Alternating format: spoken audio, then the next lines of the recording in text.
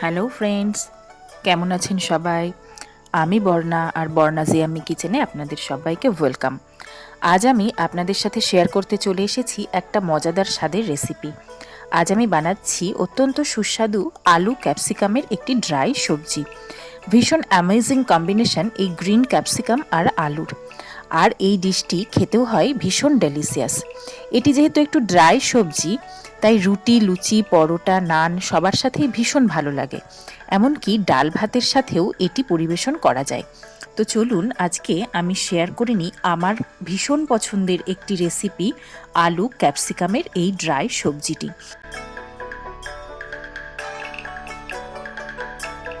প্রথমেই আমি gas on করে কড়াই বসিয়ে দিয়েছি, আর তাতে দিয়ে দিয়েছি ভেজিটেবল অয়েল। একটা মিডিয়াম সাইজের পেঁয়াজ চপড করে নিয়েছি, আর এটা লাইট ব্রাউন করে ভেজে নেব। একটু মিনিট 2 নাড়াচাড়া করে ভেজে নেওয়ার পর এতে আমি কেটে রাখা আলু অ্যাড করে দেব।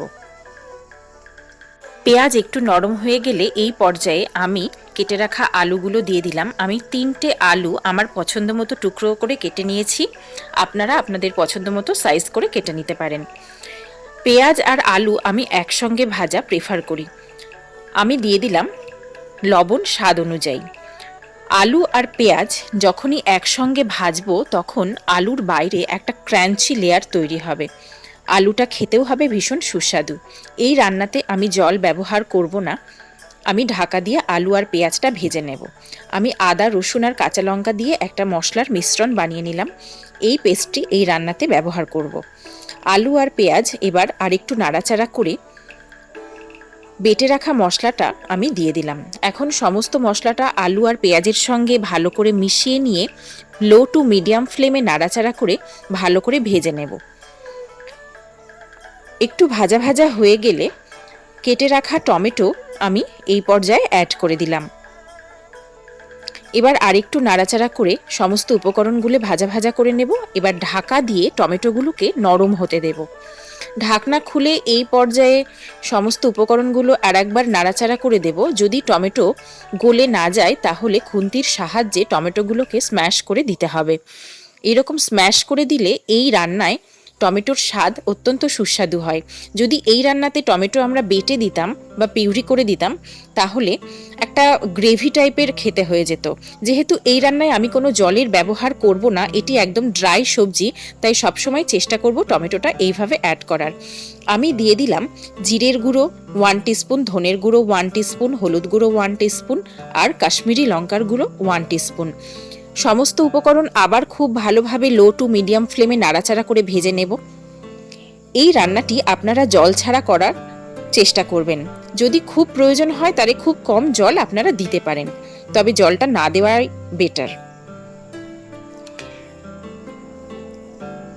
লো টু মিডিয়াম ফ্লেমে নাড়াচাড়া করে ভেজে নেওয়ার পর আলুটা যখন মোটামুটি সেদ্ধ হয়ে যাবে অ্যাড করে দেব 2টো মিডিয়াম সাইজের ক্যাপসিকাম আর 2টো মিডিয়াম সাইজের পেঁয়াজ। আলু যেরকম সাইজ করে কেটে নিয়েছি সেই একই রকমভাবে ক্যাপসিকাম আর পেঁয়াজগুলোকে কেটে নিতে হবে। এখন গ্যাসের ফ্লেম কমিয়ে দিয়ে আরেকটু নাড়াচাড়া করে নিলাম। এই পর্যায়ে সমস্ত উপকরণ আমি ঢেকে কিছুক্ষণ রান্না করে নেব, কারণ ক্যাপসিকাম আর পেঁয়াজ একটু নরম হতে দিতে হবে। তবে 50% ক্যাপসিকাম রান্না করব আর 50% কাঁচা থাকবে, কারণ ক্যাপসিকামটা এই রান্নাতে একটু কাঁচা রেখে দিলে তবে তার স্বাদটা বেশি ভালো লাগবে। দিয়ে দিলাম হাফ লেমন জুস। মৌরি, এলাচ, দারচিনি আর লবঙ্গ একসঙ্গে গুঁড়ো করে একটা হোমমেড মশলা আমি রেডি রাখি, সেই মশলাটারই হাফ চামচ পরিমাণ আমি ওপরে ছড়িয়ে দিলাম।